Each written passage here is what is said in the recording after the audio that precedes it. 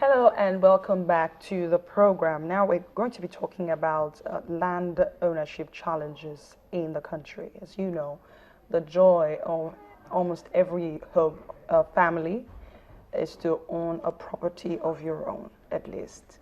A lot of people have been complaining, or they have been discussing generally, about how hard it is sometimes to get your certificate of occupancy, which if you do not have in the first place, anything can happen to your property.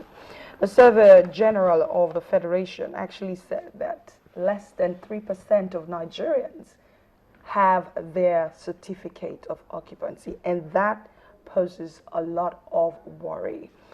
Let me read the statistics. Since 1978, the major legislation regulating the acquisition of land within the country has been the Land Act Use of 1978, which states that all land in a state is to be held in trust by the state governor for the benefit of all Nigerians. By law, foreigners may also require or acquire land wherever it is located in the country from either the state government or from other holders. Basically, the government, both state and the federal, are responsible for issuing the certificate of occupancy. And I know some people are not in a home right now say, oh, it's true, it's been really hard for me to get that certificate.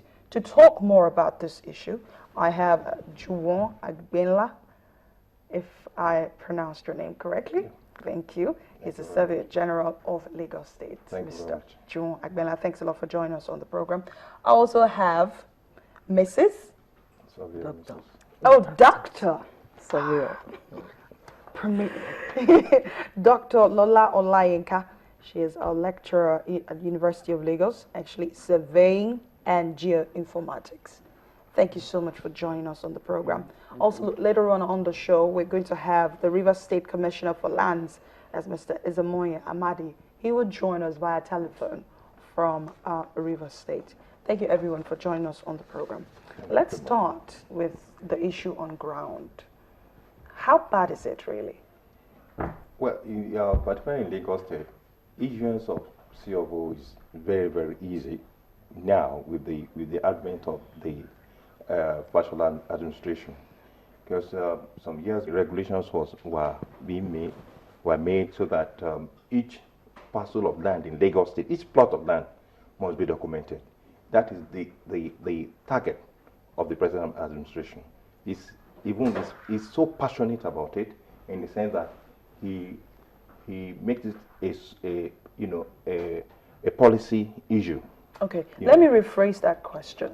How bad will it be, or can it get, if you do not have the certificate of occupancy for your, of course, your property? First, the certificate of occupancy on its own,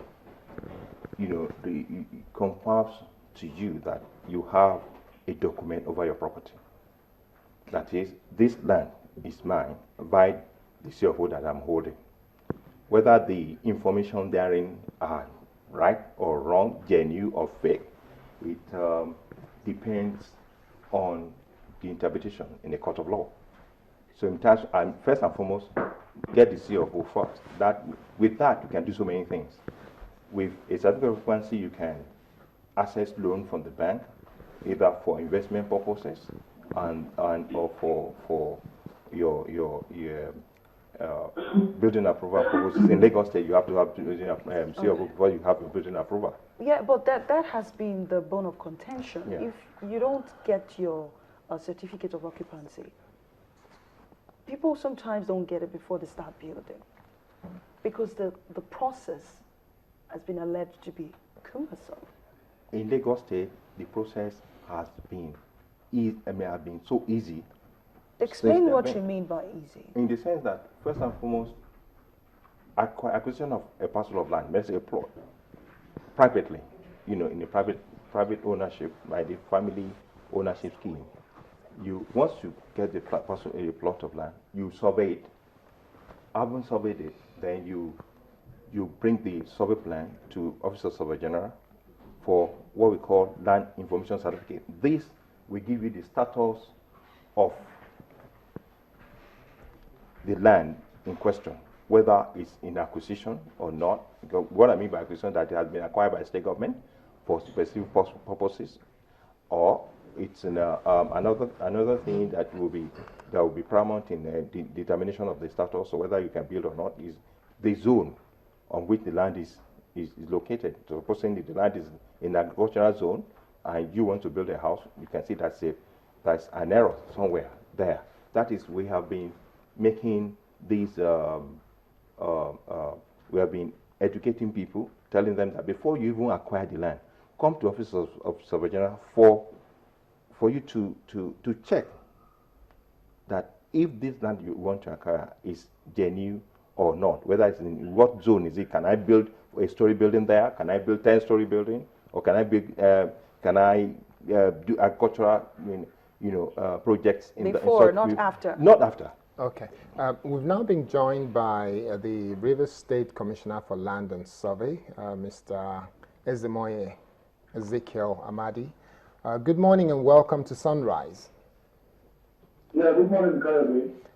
Great to have you on Sunrise this morning. First, let us start with the statement that just about 3% or so of Nigerians have certificate of occupancy. What's the situation in Rivers State? Because recently, I think it's the World Bank that made a statement that there is improvement in doing business in Rivers State. But what is the situation in Rivers State?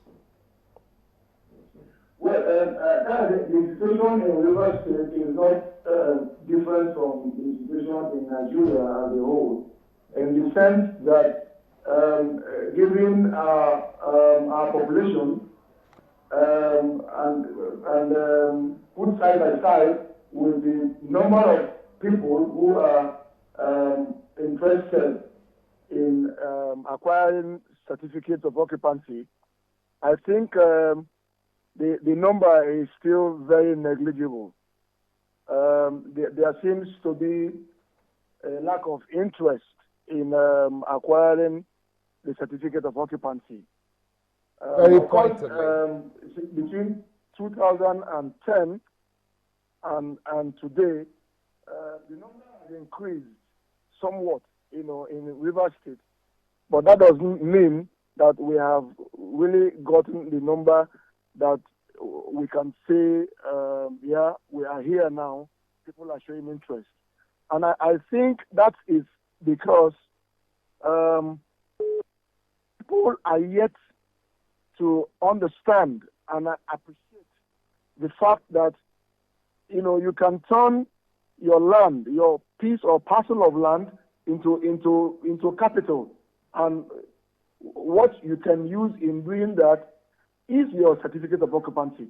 Okay. People have not come to realize, appreciate that fact. Okay, let me ask you, sorry, Ezemoye, let me ask you very clearly, what are the steps that you need to take to get a certificate of occupancy? Because there is this feeling that it is something that takes you like about 10 years. You have to spend the rest of your life to wait for government to go. No, Kyle, that's not correct. That's not correct. Most times, from my experience, our people have issues with documentation. You are required to attach certain documents to your application. You are filling out an application form properly. Now, my experience is that most times those documents are not, forms are not properly filled. And once we have these issues, then it seems to extend the time frame within which you can get your C of O. Now, I know that in the past, in Rivers State, it was a little bit, more cumbersome, but today we have put in place a system. All that we require you to do is from the beginning, once you get a surveyor to survey your land, he's supposed to the surveyor is supposed to report to the office of the Surveyor General of the state with the record and data of what he has done. And then the office will need to authenticate it and then issue what we call a certificate of deposit, which shows that the question is not within government acquisition. it will also show that the land in question, is not in an environment where a specific land use, has been put in place. So if you put all the documents together and you get it right, how long should it normally take to get a certificate? If you have all those documents in place, your form is properly filled out, you have your tax document, you have your, if it's a company, incorporation documents. I mean, if you have everything in place, Kayode, I'm telling you that currently, I'm speaking about today, within 45 days, and I'll tell you why.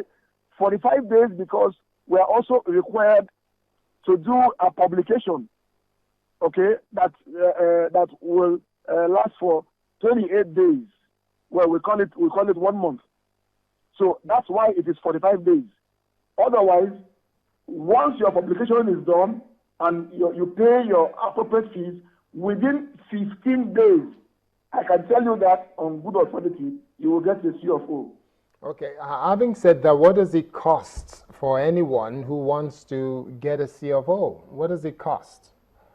It is not specific. It depends on the part of the state where the land situates.